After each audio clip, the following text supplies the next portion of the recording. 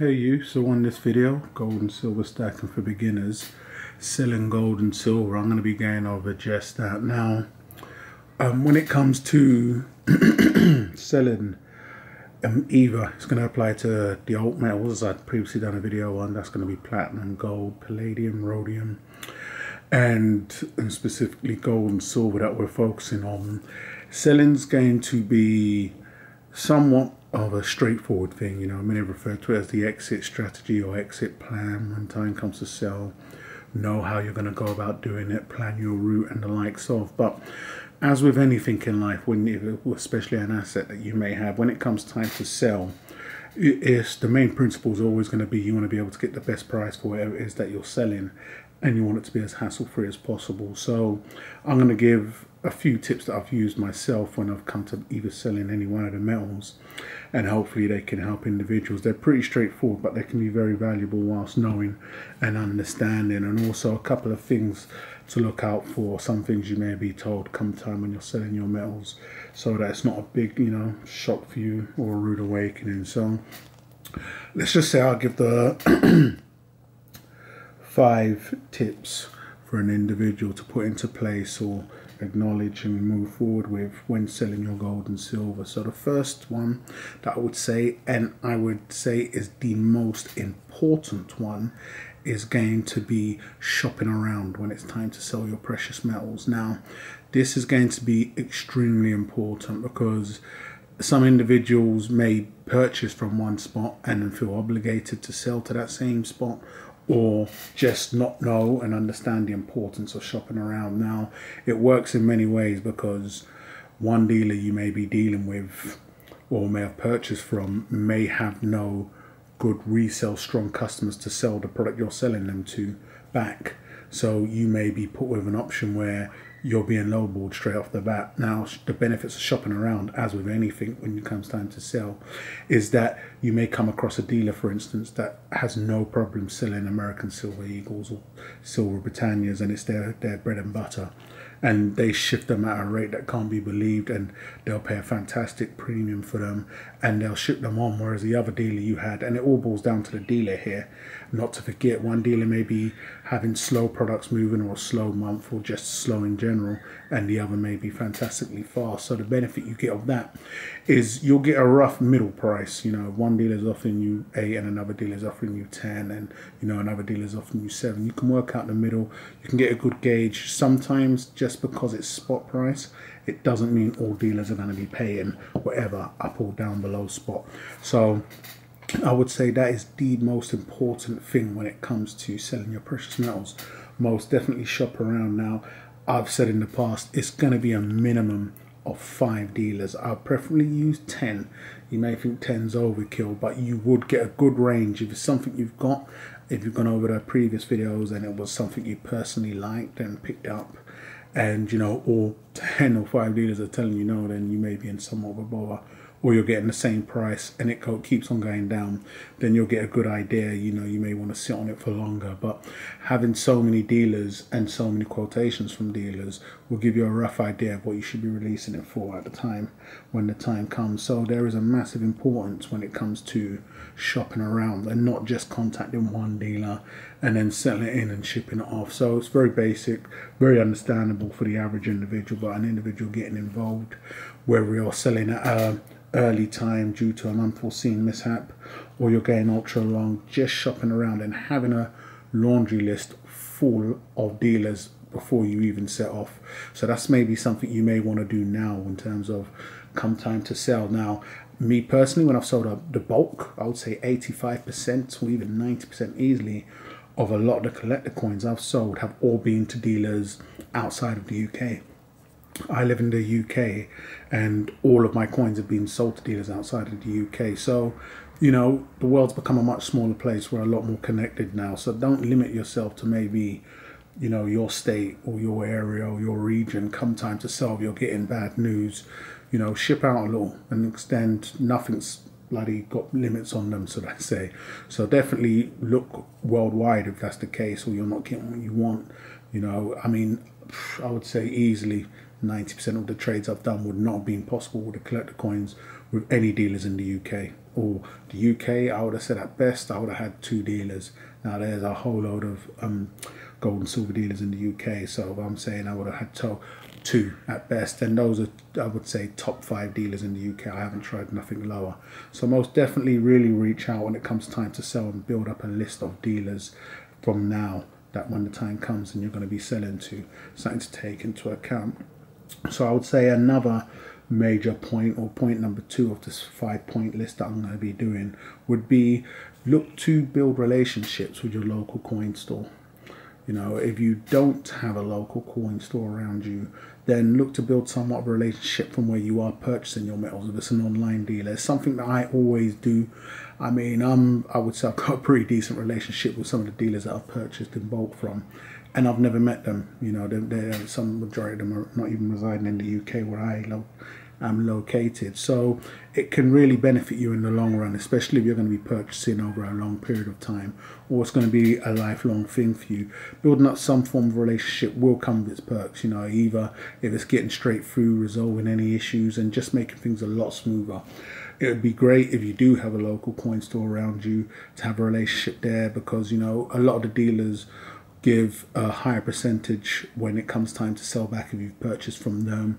You may be able to pick up reject pieces that they can't shift over. So somebody may come in with a whole load of coins that they're not really interested in, but may know that you're interested in these coins, and they may give you a call or purchase it on behalf of you and have you pick it up at damn near what they purchased for it. So there's most definitely perks from having a good relationship with wherever you're purchasing your metals from, be it an online dealer or a local coin store. It definitely comes with its benefits. So that may be another thing you definitely want to look into when it comes time to selling your precious metals, and that's going to be building up a relationship with where you're purchasing your precious metals. I can most definitely tell you I've absolutely gained from doing this as I've been moving forward in my precious metals journey. So tip number 3 is going to be more related to buying precious metals, but it rolls over from what I just mentioned, and that is going to be, you know, conversating with the dealer and finding out what their most liquid coin is and what coin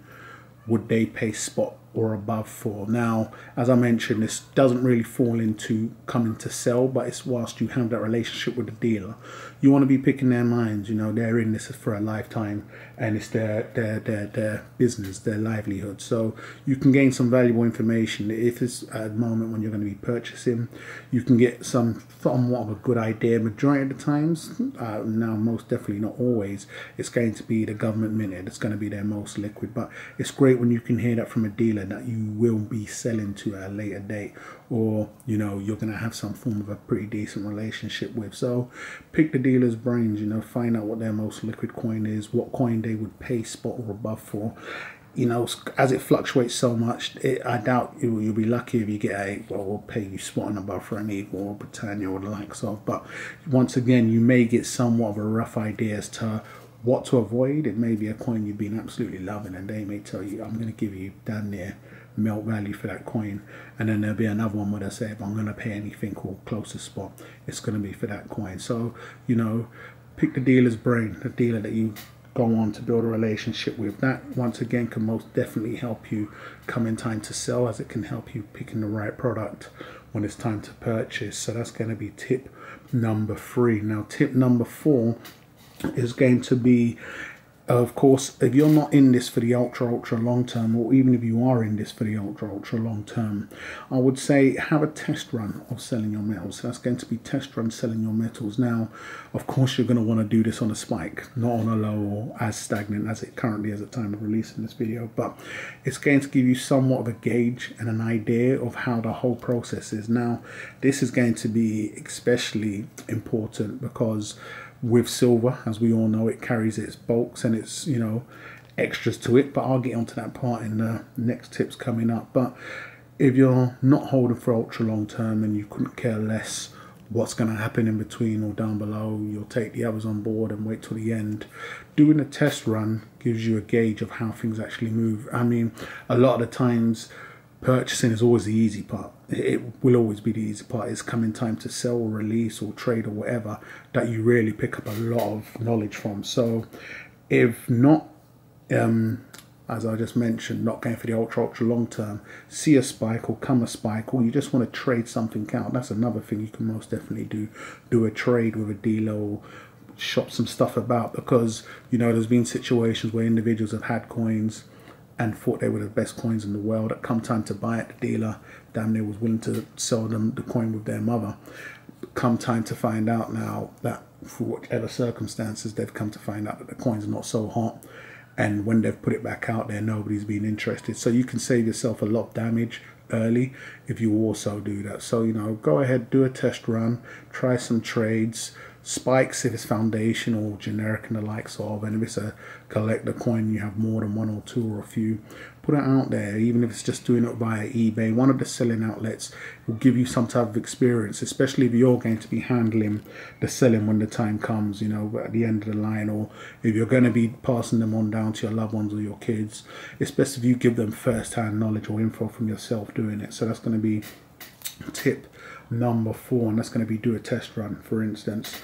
Now tip number 5, I'm going to bunch a whole load of them into this, just little tidbits, saves me going through a long list here. Now the first one will be something that you may come across when it comes time to selling the metals, and that's going to be a dealer telling you that whatever it is that you're selling, they have many in stock. Now this can be for a number of reasons. It can be, one, they're telling the truth. They may just have an influx of all of these American Eagles, for instance, and they're currently not buying, or it can be setting you up for a lowball offer. Now this is why having more than one dealer works in your favor, but it's something I've been told when I've come to sell metals. It's just like when things are stagnant, or sometimes a lot of people do release when things are looking bad or they think they're going to go lower. So be prepared to hear that from a dealer, you know, and I'll get to the last one where, you know, hearing that could be better than nothing. So it may be they have a lot in stock. Rarely they'll turn you down, but they'll offer you a real low price for it. So,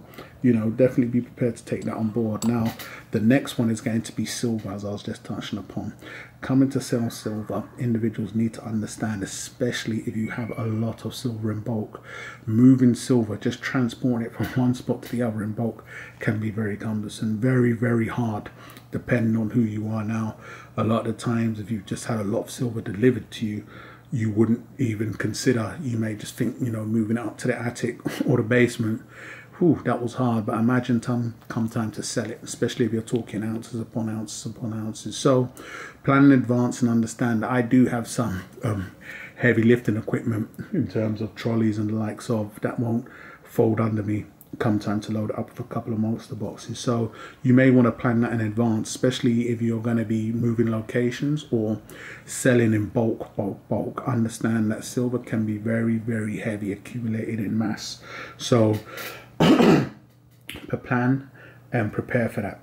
So the next one I would say would be try to negotiate when coming to sell your metals, because, well, I'd say try to negotiate on shipping, because following off of silver being very bulky, you may get a good price, you may be lowballed on a price, but shipping for silver in bulk can also add up to hundreds upon hundreds. I've shipped, I think it was the, what was it now, the 12 coin 2 ounce proof lunar sets. That was the most expensive, and I was lucky to even broker getting a fraction of the shipping costs covered by them. So it was basically a 50-50 split, but I got a little more. So a bit of negotiating is going to take place. You know, I'm not sure, some dealers can write off, some dealers can't. The issue a lot of dealers will have when it comes to them covering full shipping is insurance purposes. They can't technically insure something that they didn't put in themselves or can confirm it's that in there. You can technically go on to, you know, swindle them saying there was 5 ounces of gold in there, but you sent nothing, and do some form of a scam. So if you can get a dealer to cover the shipping or half of the shipping, it will definitely work in your benefit, especially if you're shipping bulk silver, because it can really, really cost, and add up to hundreds upon hundreds when you're taking insuring the metals into account. Now, all of these things may be somewhat of a, you know, something you don't want to hear, but in the end of the day, the last thing you want to hear from a dealer when it's time to sell your goods is that they're not interested. You know, that's going to be the Debbie Downer. So hearing they had many in stock and maybe going for a lowball offer, or maybe they're not interested in paying the shipping, and them really going hard on you can be a lot better than being told that they're not interested in whatever you have. You should rarely come across that, but you never know what each dealer may be going through their own issues. So these are just going to be a few things that could help an individual come time to sell. It's definitely helped me in the past. It'd be fantastic for individuals to put in the comments anything that they can add that could help an individual on their first experience or encounter upon selling. So hate or love it, guys. It'd be fantastic to know what you think of this video. Don't forget to come and follow me on the links that I've left in the description. Go ahead and subscribe if you haven't done so already. I'll catch you guys on the rebound.